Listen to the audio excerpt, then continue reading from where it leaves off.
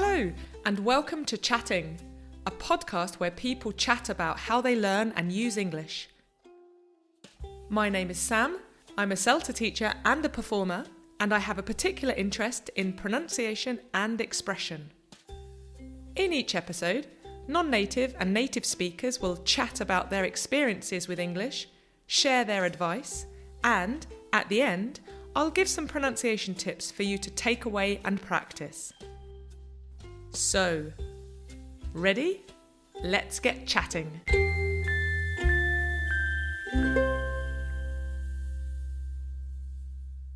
This episode, I'm chatting with Tina. Tina is currently studying for her master's degree in intercultural communication in Helsinki and is one of the hosts of the podcast KYKY Co. We met online for our chat and, for the most part, there were no interferences, but you might hear a bing from my phone that was not on silent. Ugh, amateur. Never mind. We chatted about being really Essex, what the word culture really means, and the ideas of relearning versus learning from new. But I started by asking Tina to tell me a little bit about herself. So, my name's Tina and I currently live in Finland, but I grew up in the UK. We moved there when I was 10, so I spoke Finnish before I moved there as my main language, and then I learned English and actually started to speak that as my main language whilst there. So I lived in the UK, was it 17 years. Goodness. So a while. And then I moved back to Finland, and then I had to relearn Finnish because it was really rusty from having stopped speaking it when I was 13, and I came back at 27. It's fine now to most extents, but it's been a journey. But for anybody that doesn't know, are there any links, relations between the language of Finnish and the language of English, or are they complete strangers? I mean, I don't know. I guess if you really looked for it, there'd be some maybe tiny links somewhere, just accidentally, but they're actually from two different branches of the language tree. Finnish is a Finno-Ugric language, or however you say that, and then English is obviously like a Germanic language, so they're not at all related. I think Finnish is only similar to Hungarian and Estonian. So as a bilingual person then, how would you describe your English? English is my main mother tongue, so I do all of the things that, require emotion or, some kind of a very deep understanding or expression of feelings. For example, I do all of that in English. I grew up in Essex, so I think it depends on where I am. So when I'm in Essex, I'm quite Essex. It's embarrassingly Essex. But funnily enough, people in Essex tell me that I sound posh. But people outside of Essex tell me I sound very Essex.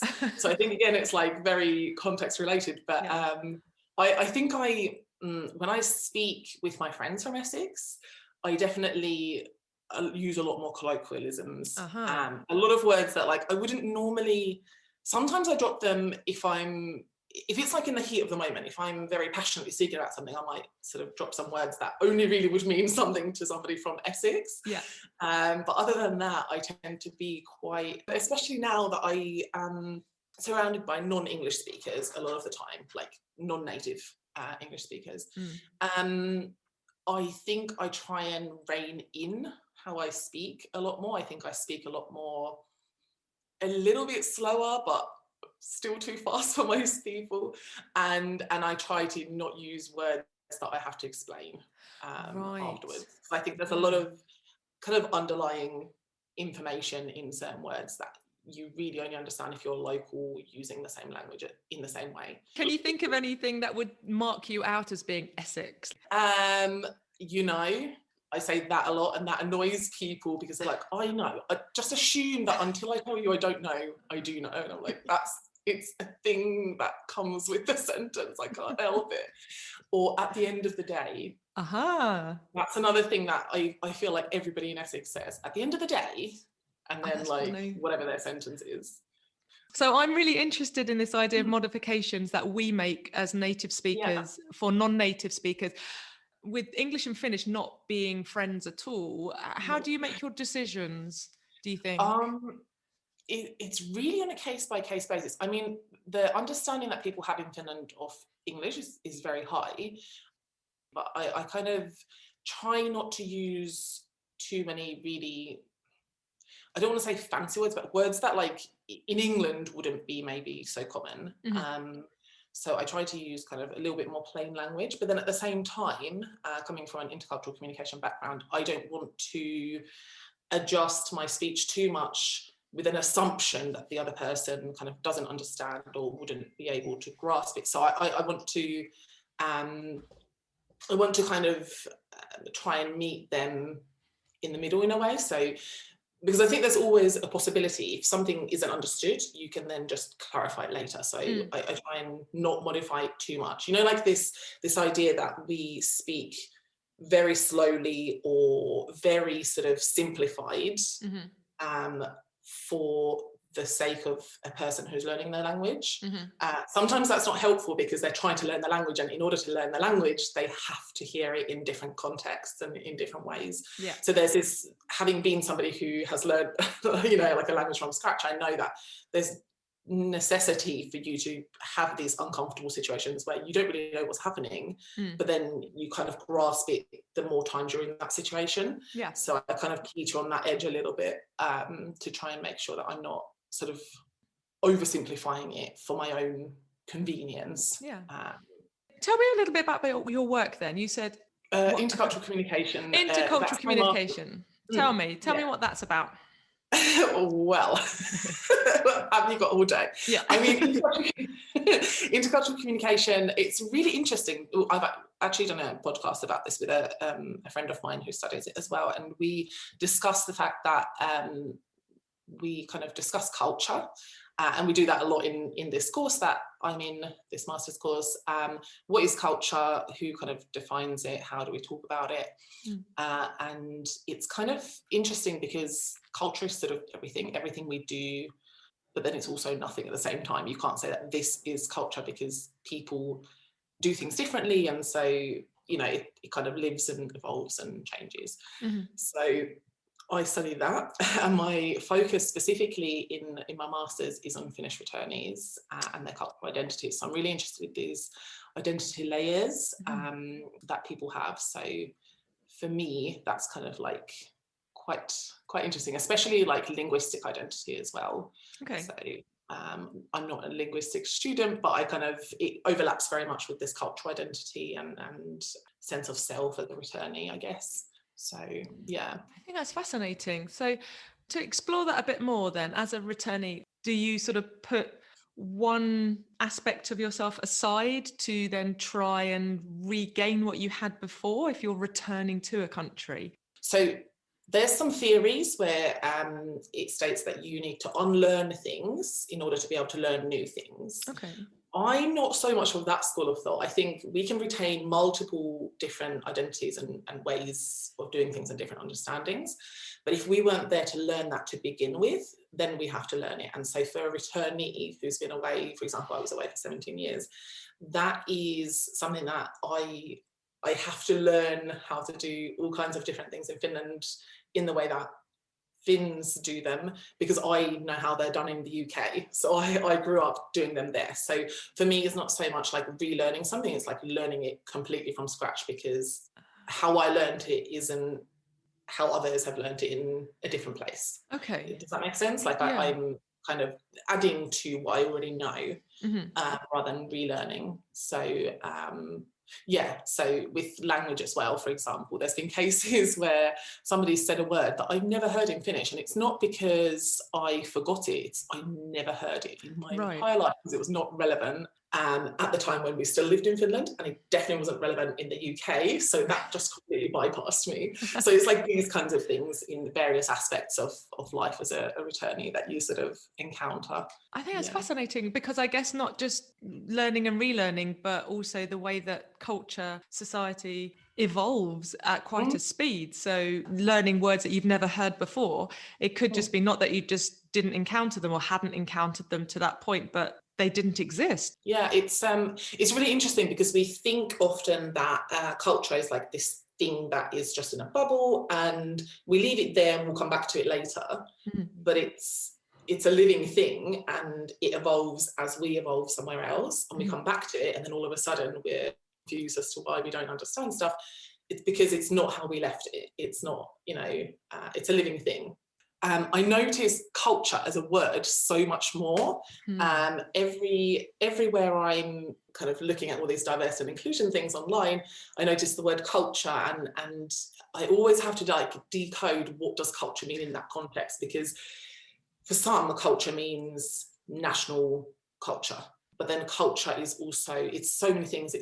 It's your socio-economic status, it's your sexual orientation, it's your gender, it's all of these things.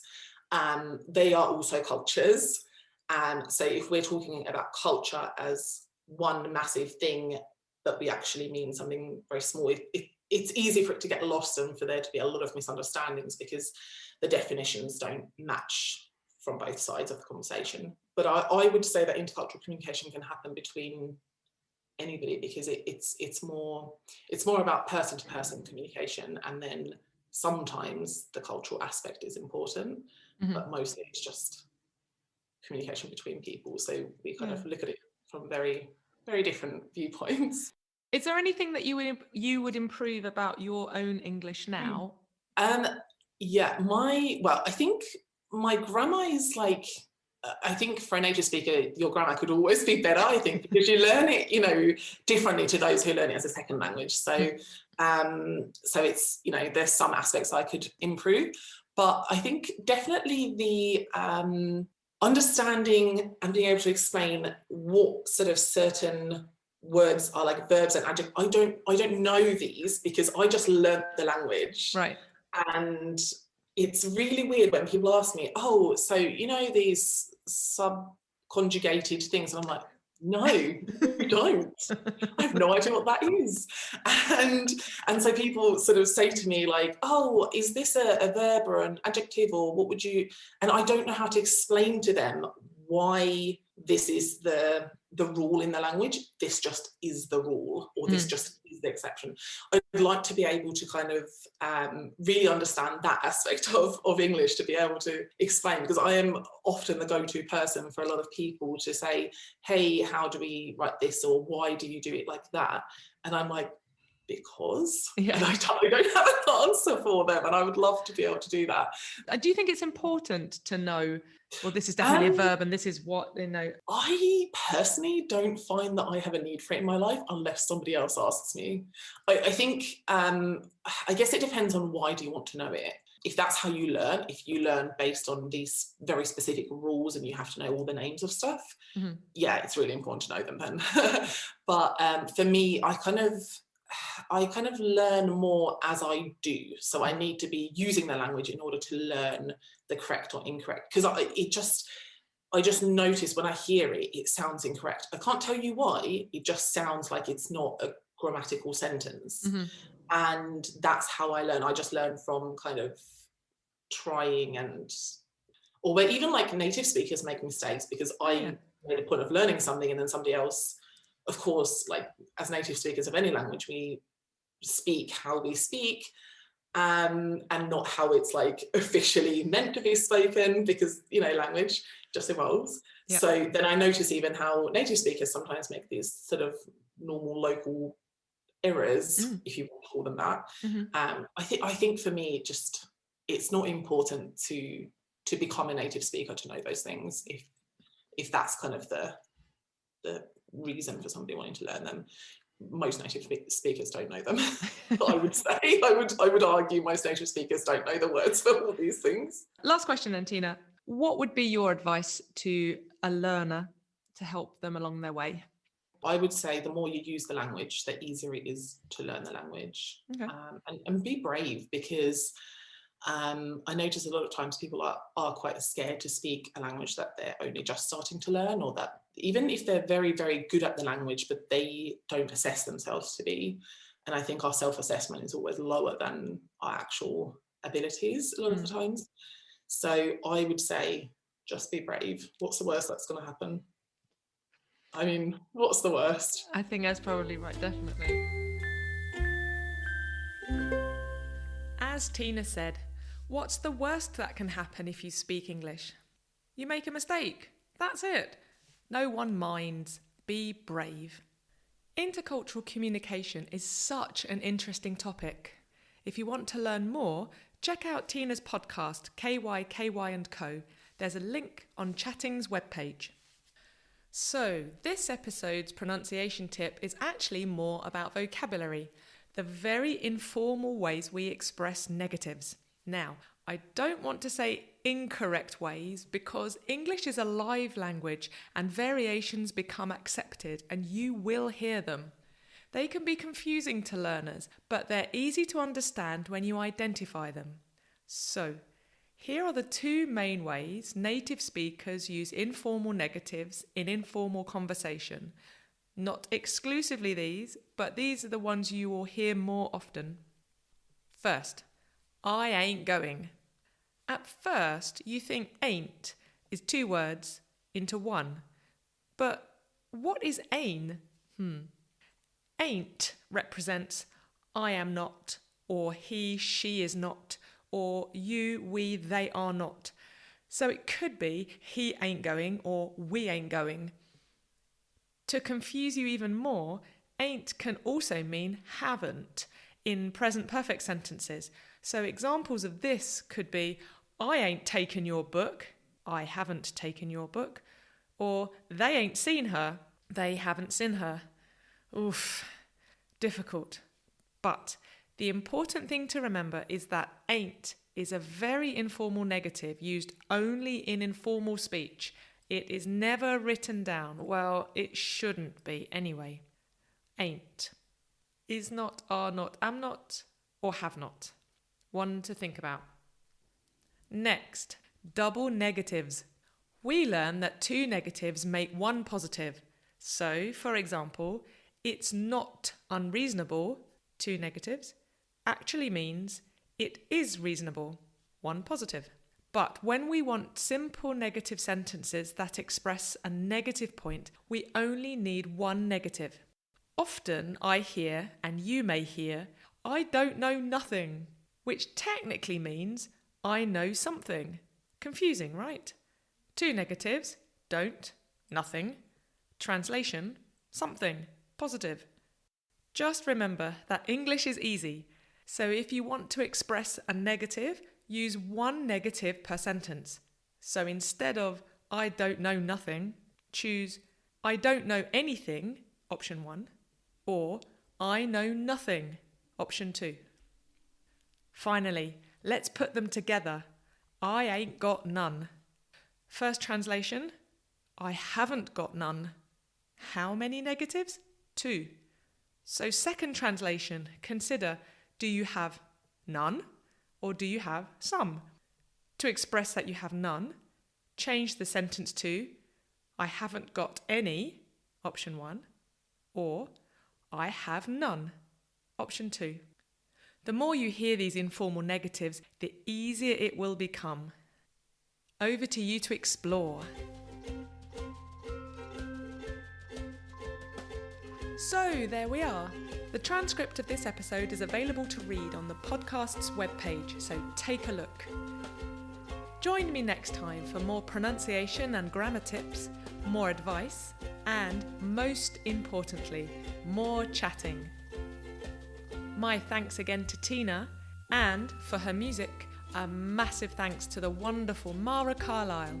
Bye for now.